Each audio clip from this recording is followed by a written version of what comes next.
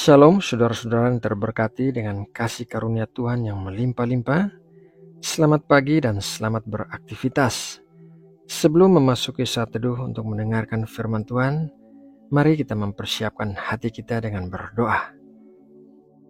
Aba Bapa, di pagi hari yang baru ini, kami datang kepadamu dengan hati yang bersyukur. Berilah kami semangat dan kekuatan untuk menjalani hari ini dengan penuh kebijaksanaan dan kasih sayang. Bimbinglah kami agar tindakan kami membawa berkat bagi orang lain dan kemuliaan bagi nama-Mu. Kami berserah kepadamu dalam setiap langkah kami hari ini. Bapa Surgawi, sebelum kami mendengarkan renungan firman-Mu, kami menyerahkan hati dan pikiran kami kepadamu.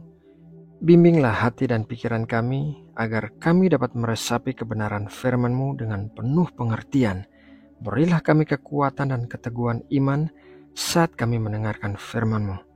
Kiranya melalui firman-Mu kami dapat mendekatkan diri kami kepadamu dan hidup sesuai dengan kehendak-Mu. Terima kasih Bapa, dalam nama Tuhan Yesus Kristus kami berdoa dan mengucap syukur. Amin. Saudara yang terkasih di dalam Tuhan Yesus Kristus, setiap orang memiliki potensi di dalam dirinya.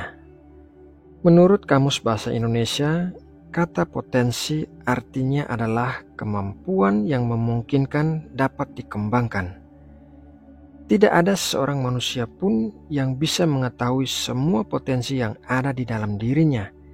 Kita hanya bisa mengetahui sebagian potensi yang kita miliki seiring dengan berjalannya waktu dan pengalaman kita dalam kehidupan.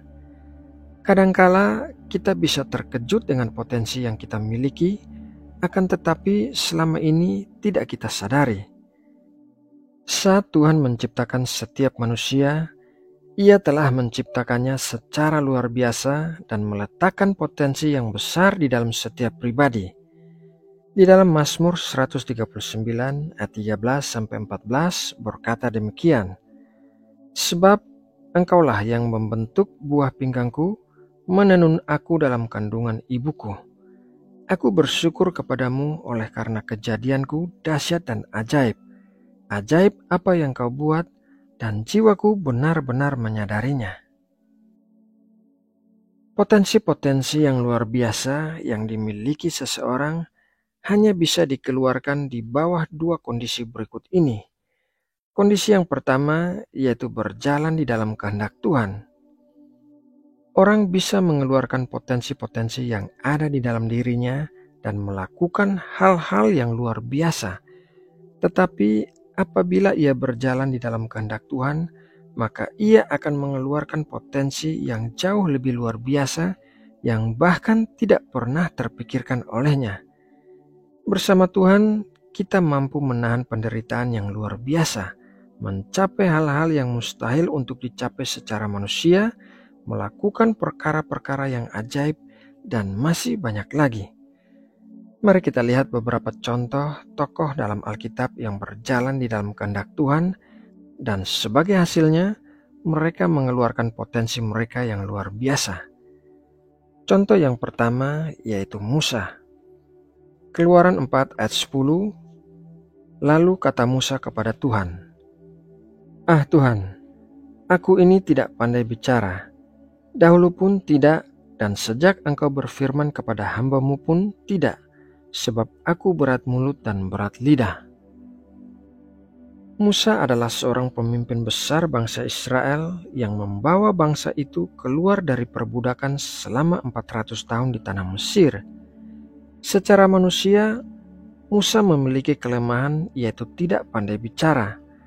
Namun saat ia meresponi panggilan Tuhan kepadanya, ia mampu menjadi seorang pemimpin besar yang menggembalakan bangsa Israel keluar dari tanah Mesir.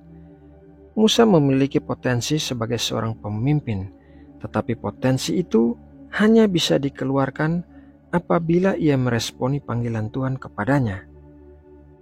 Contoh yang kedua yaitu Gideon. Hakim-Hakim 6 ayat 15, tetapi jawabnya kepadanya, "Ah Tuhanku, dengan apakah akan kuselamatkan orang Israel? Ketahuilah, Kaumku adalah yang paling kecil di antara suku Manasye, dan aku pun seorang yang paling muda di antara kaum keluargaku. Gideon memiliki masalah dengan latar belakang keluarga dan usianya yang masih muda. Namun saat ia meresponi panggilan Tuhan kepadanya, ia menjadi seorang hakim yang memimpin bangsa Israel untuk melawan bangsa Midian. Hanya dengan pasukan sejumlah 300 orang, Gideon berhasil mengalahkan bangsa Midian dan sekutu-sekutunya yang menyerang bangsa Israel. Contoh yang ketiga yaitu Yeremia. Yeremia 1 ayat 6, "Maka aku menjawab, Ah Tuhan Allah, sesungguhnya aku tidak pandai berbicara sebab aku ini masih muda."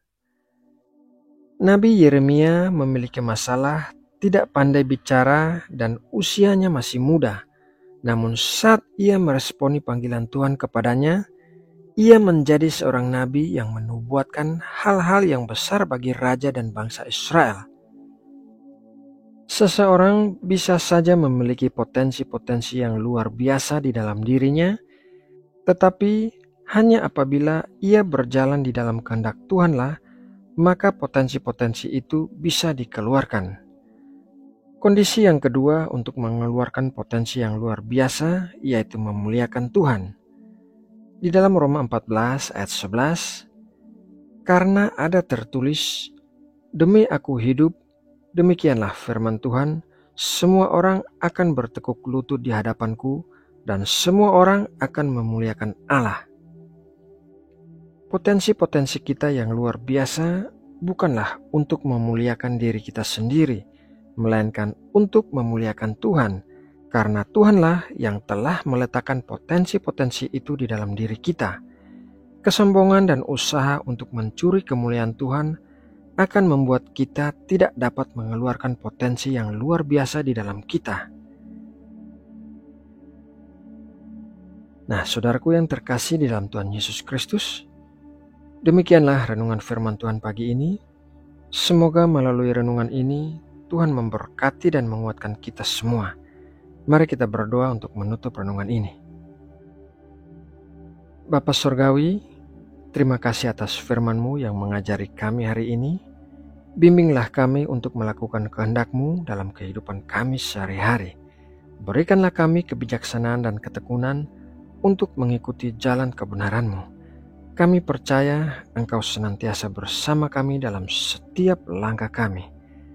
Tuhan yang Maha Penyembuh, kami berdoa bagi saudara-saudara kami yang sedang sakit, sembuhkanlah penyakit yang mereka derita, dan berilah mereka penghiburan dalam kesakitan mereka.